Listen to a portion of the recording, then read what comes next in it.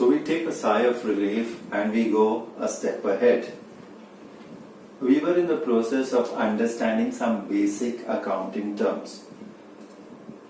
This is Vishwanath Jatan, and today's session I'll be guiding you through some of the most important terms which we shall be using in accounts time and often again. Okay, we come to a very basic term as I start off. The basic term which I start off first is profit. In your school days, if you remember, your profit was nothing but your selling price minus the cost price. The concept is not different. In accounts, we treat the selling price as the income, while as we treat the cost price as the expense. Okay? So, when your incomes are greater than your expenses, okay, this will result into a profit. So when your incomes are greater than your expenses, it will result into profit. Okay? Or profit is nothing but income minus expenses. Of course, your income has to be greater than your expenses. When we go ahead, we shall learn that your profit is classified into two types. It's either a gross profit or it is a net profit.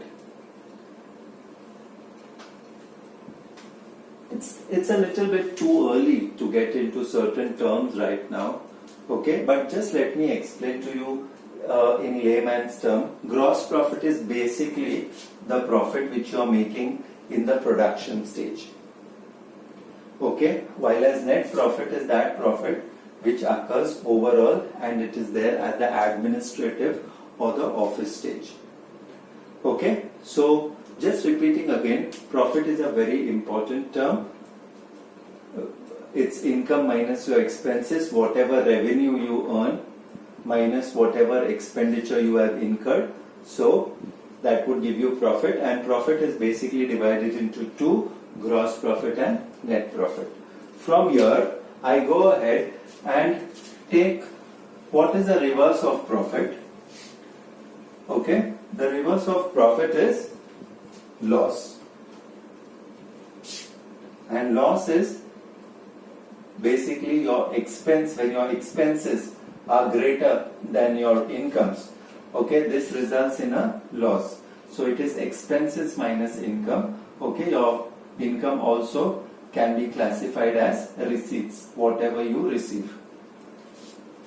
Okay, so your loss is when your expenses are greater than your income. Now, we can classify loss as we had classified even your profit into two parts. Okay, either it is a gross loss which happens in the factory or the manufacturing stage, or net loss which appears in the administrative or the office stage. Fine. So these are the two important terms which I began with today. First was profit and the second was loss. Now I shall take the next term, okay, which is related one after the other. The next four terms are related one after the other. Okay, so the first term which I take is basically purchases. When we talk about this term purchases, just pay careful attention to what I have to tell. Purchase or purchases. This basically means the goods and services which you constantly deal with. Now supposing I am selling soaps. So my purchase of soaps from the wholesaler and selling it to the consumer would be purchases. So if I am a soap dealer, okay, the purchase of soap, okay, that would be dealt as purchases. Okay, so basically purchases are nothing but goods, okay, goods which are purchased. Okay, so if a machinery is purchased, we don't consider that as a good, we consider that as an asset. Okay, so your regular purchases, which is your revenue expenditure, will consist of your purchases. Fine. So purchases is basically the goods which you buy, or either you buy and you modify it and then you sell it. Okay. Now we come to what is known as purchase returns. We come to a term which is known as purchase returns. Now what is the meaning of this? Basically we buy goods from different suppliers. When we buy goods from different suppliers, there might be certain goods which we do not need, or it is unwanted goods, or the quality of the goods we've asked for one particular quality and our supplier has given another quality altogether. So what happens in this case? We are supposed to return the goods back to him. This is known as purchase returns. Your purchase returns has another name. It's also known as return outward. Why is it known as return outward or return outward? It's basically whatever you have purchased, you're giving it back to the supplier. So your purchase returns is also known as return outwards. So whatever we purchase, we are not satisfied or it's not up to the mark, it's supposed to be returned back to the supplier. From here, we go to the next term which is known as sales. Your next term is known as sales. Now what is the meaning of the word sales? Sales are those goods which you regularly sell. A sale of machinery is not a good, but a sale of soaps which you have purchased would be treated as sales. Okay? So sales is something which you are selling. Okay? And what will this sales give you? This will give you a revenue. Okay? This will give you earnings. Okay? This is sales for you. As against this, we have got what is known as sales returns. Okay? Sales returns basically means the goods which you have sold it to some other party, some other customers, and they are not satisfied with it, they are going to return it back to you. So this is known as sales return. Another name for sales return is also known as return inward. Why inward? Because it is coming back to you. Okay? Understood? So in this, we are covering 4 important terms in goods. One is purchase, the other is purchase return, sales, and sales returns. So these are things which are going to occur regularly in your business. Purchases, purchase returns, sales, and sales returns. Okay? From here, I move a step ahead and go to the next part of it, which is known as revenue from operations.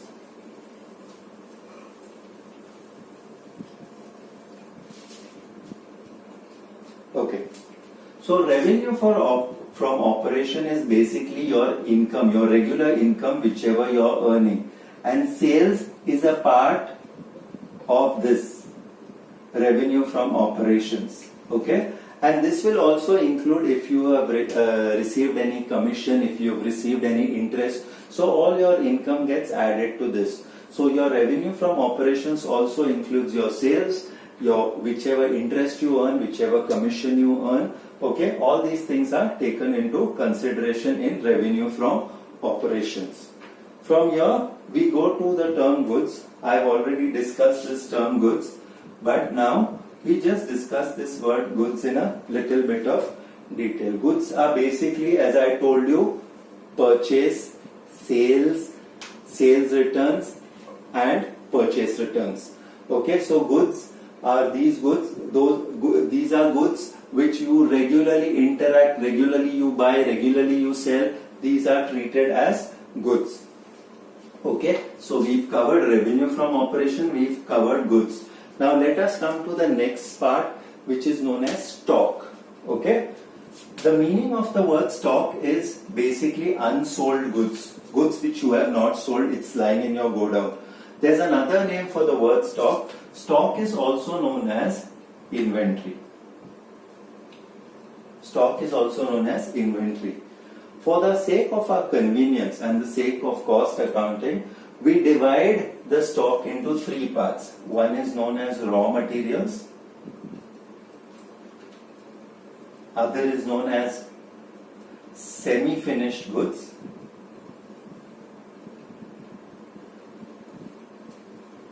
these semi-finished goods are also known as work in progress, and we have got finished goods. Okay, so we can have a stock of all these three items. It is important for us to bifurcate it into different parts. Okay, so what did we do so far? I started off with loss. I started off with profit and loss, of course. Okay, then I went to the term of goods where there was purchases, there was sales, there was purchase returns, there was sales returns. Together, this formed the goods part of it. Okay, from there I went to revenue from operations. Revenue from operation is the regular income you are earning along with the additional income also what you are getting. Goods, I told you, is classified into four parts. Then I came to the word stock or inventory. Okay, stock is basically those unsold goods. Those can be treated as a stock. It is divided into three parts: raw materials, semi-finished goods and finished goods. Okay, from here I go a step ahead and make you understand two very important terms which is going to occur again and again in your accounts.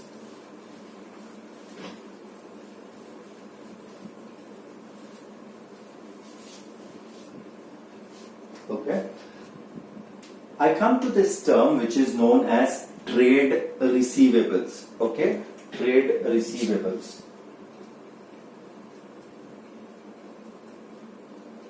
As the very word trade receivable comes to us, it's basically the money which we have to receive. Your trade receivables are divided into two parts. There are either your debtors. We'll understand the meaning of this word debtor, and it's also divided into bills receivable. So basically, we had earlier done that whenever we are selling goods, it can be sold on cash basis or it can be sold on credit basis. Now, if it is sold on cash basis, we don't have a problem. We are getting our cash. We don't have to keep a track of that account who has not paid us. But in case of credit, basically, whenever our business is going on a regular basis, we offer credit for a certain period of time. The people who take goods on us on credit and pay us later on are known as debtors. Okay, they pay us later on are known as debtors. Okay, sometimes it so happens that we are in urgent need of cash, so we tell the debtors to give us an acceptance, to give us a bill of exchange. Okay, this bill of exchange is known as a bills receivable. So this becomes a very important document. We can go to the bank and encash it. The word used here is we should be able to discount those bills. Okay, so your trade receivables, basically what you have to receive, okay, is divided into debtors and bills receivable. Okay, debtors are the people to whom you have sold goods on credit. They will pay you at a later date depending upon what is your understanding. It can be 2 weeks, it can be 2 months, it can be 15 days, it can be 1 month. Depending upon that, you will come to the conclusion that you have to receive the money. And in accounts, it's very necessary that you keep a track of all these things because it will help you get your information whenever required. Okay. Now, let's go exactly opposite of this and understand the word trade payables. Okay, trade payables. What is the meaning of the word trade payables?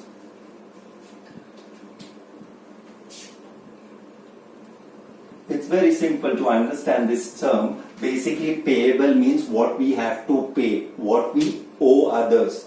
Okay, these trade payables are basically divided into two parts.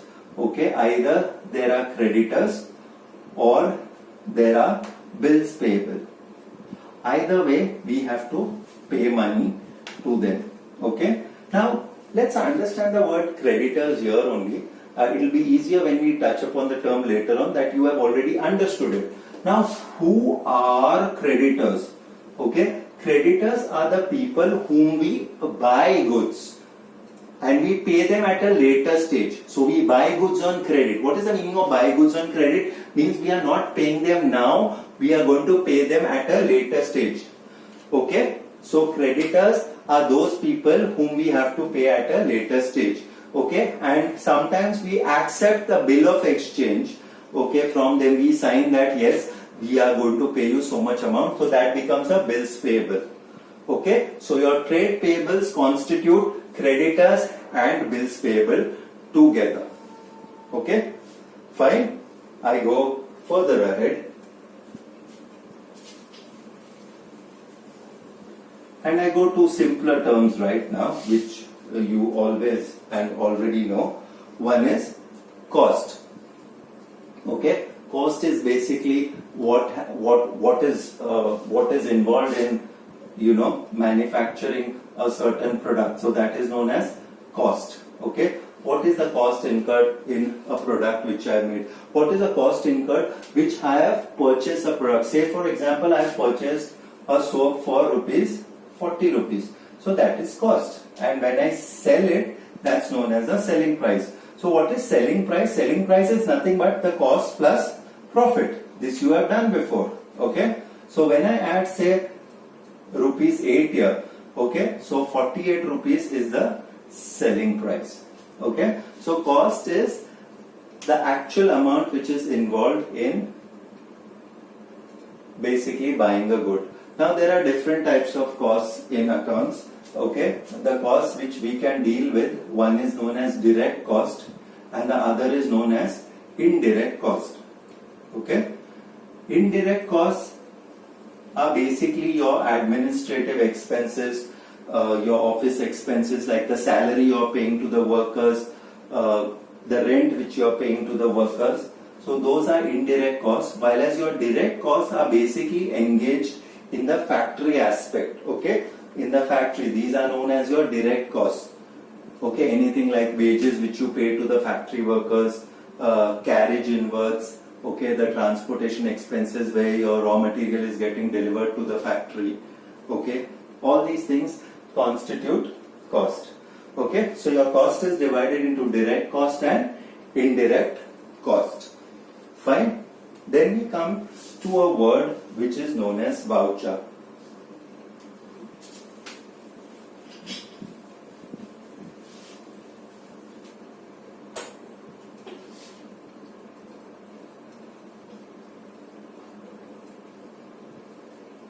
In accounts, it is always necessary that you note down each and every entry. Okay, and there is a book which is known as a voucher, and a voucher is also a page, okay, where we write down the details of each and every expense, each and every income whichever we get. Rather, income you write in a book which is known as receipts. Now voucher is necessary for all such things. Okay, so it is basically a document in your process of accounting. Okay, so this is voucher for you. Now I touch upon a term which is quite interesting and something which you will always know. Okay, many a time you see 60% sale, 55% sale, 75% clearance sale. Okay, so this is basically, what is the meaning of this sale? This is basically the discount which the shop is offering to you. Why they are offering? It's good for us, we are getting it at a lesser price. They are basically offering you because it might go out of fashion, their goods, so they want to dispose it off fast. Okay, or they might want to close down their business, some of them, so they are giving you at a throwaway price. Okay, so we come to this term which is known as discount. Okay, and discount is very helpful to us. Okay, now discount can be treated as an expense and it can be treated as an income also. Okay, it is an expense as well as an income also. Fine. your discount is divided basically into two parts. It's divided into two parts, that is your cash discount and the trade discount. Okay, cash discount and trade discount. Let us understand the meanings of both of these discounts. First of all, I would like you to understand what is a trade discount. Okay, a trade discount is a discount if you purchase goods on bulk, or you give a trade discount to the people who purchase goods on bulk from you. Okay, so this is discounts which is given on bulk purchases or bulk sales. Okay, this discount is calculated but never entered in the books of accounts. Okay, calculated but not entered in books of accounts.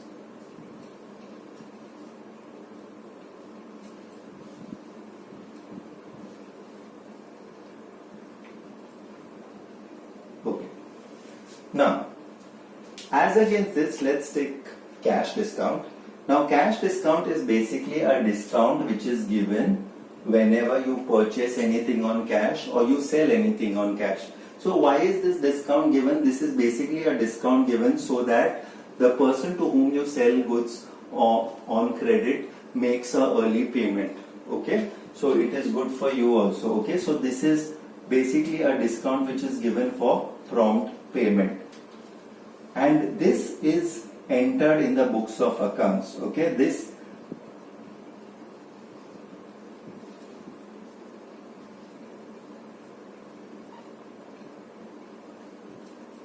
it's entered in the books of accounts. Now, as I told you earlier, we have two transactions, cash transaction and credit transaction.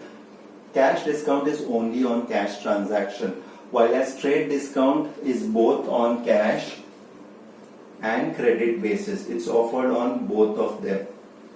Okay, so this is trade discount for you. Okay, and cash discount is entered in the books of accounts and trade discount is not entered in the books of accounts. So this is discount for you. Okay, and I hope you've understood all the things which we have done so far. Okay, the terms which I started off initially with profit, with loss, with goods which are divided into four: purchase, sales, purchase returns, sales returns.